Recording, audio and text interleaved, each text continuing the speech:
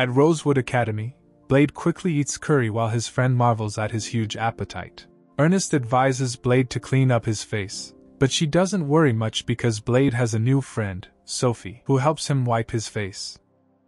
Ernest becomes jealous and intervenes to prevent any overly romantic behavior between Blade and Sophie. Claire and her group ask if they can join Blade's table for lunch, and Ernest approves, now considering both Jessica and Claire as her friends after spying on Blade. Jessica shows off her new outfit and seeks opinions from Blade and Claire. Blade doesn't pay much attention to their outfits, which doesn't bother him anymore. Ernest mentions that Claire and her friends have also been promoted to advanced classes, just like Blade. Jessica flirts with Blade, but he doesn't pick up on it, so Leonard tries to help her.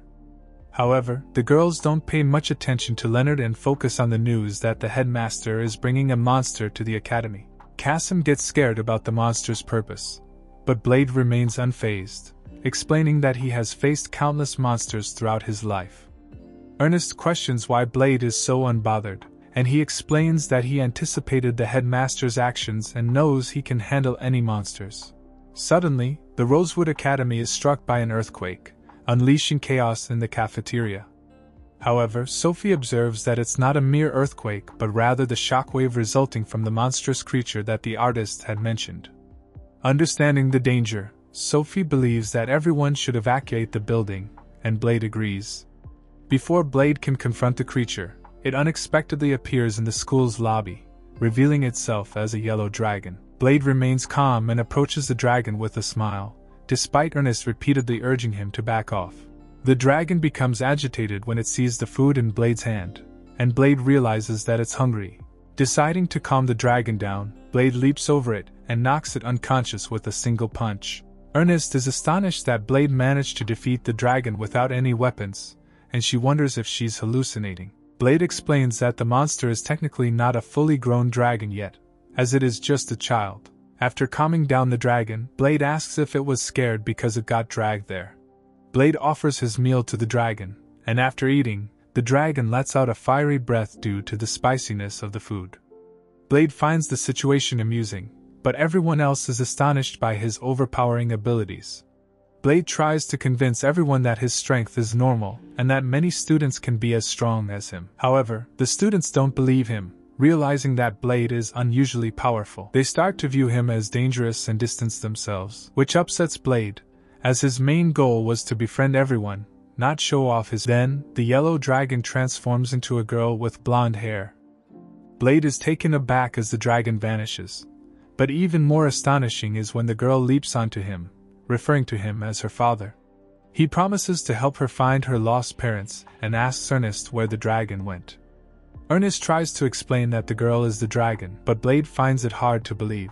He asks Sophie for confirmation, and she assures him that the girl is the dragon. Still confused by the situation, the girl continues to play with Blade, calling him her father and complimenting his earlier attack. Blade doesn't understand why this is happening to him. Later at night, Blade is in his dorm trying to take a bath when he helps the girl. He washes off her horns and calls her Ku, which surprises her. Blade explains that Ku is the name of a strong and dutiful knight who always keeps promises. Ku responds that she, too, keeps promises, believing the oath of a dragon is extremely valuable. Ernest enters Blade's room without knocking and feels embarrassed to find him bathing with Ku. Ernest quickly moves on to more important matters and informs Blade that all monsters, including dragons, constantly seek power. She explains that when Blade defeated the dragon, its body perished, but a part of its soul remained to retain information, which is now within Ku. However, this doesn't explain why Ku is calling Blade her father. Ernest clarifies that the part of the soul gets reborn into another body, taking the form of the one who defeated them, which is how Ku has become human after being beaten by Blade, who is also human. This occurrence is rare, as there aren't many humans who can defeat dragons in the first place.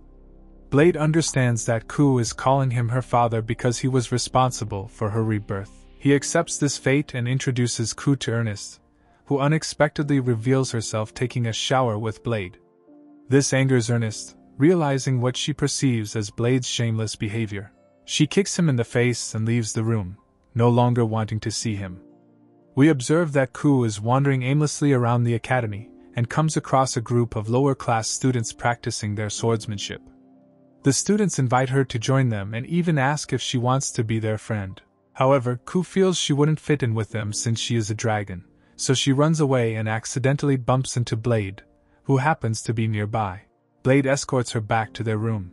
Later, Blade expresses sympathy for Ku, realizing she has been alone since birth. Ernest tells him that he can no longer treat her like a playmate, a sentiment Blade also understands. When he returns, Blade notices Ku gazing at the moon and stars and asks if she wants to have friends, but Ku asserts that she prefers being on her own, which Blade agrees with.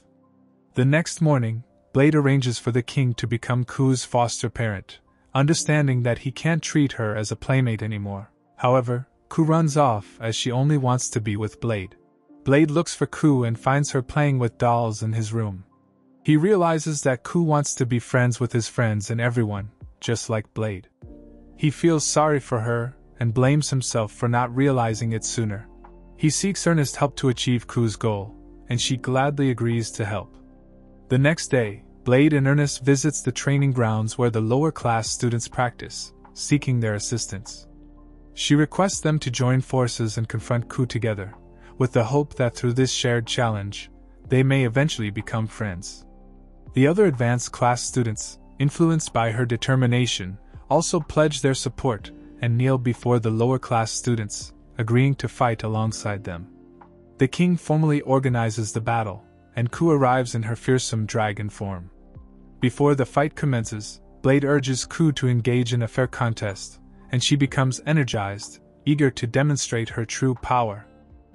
And thus, the episode came to a close. Thank you for watching this episode's of Recap. Don't forget to like and subscribe.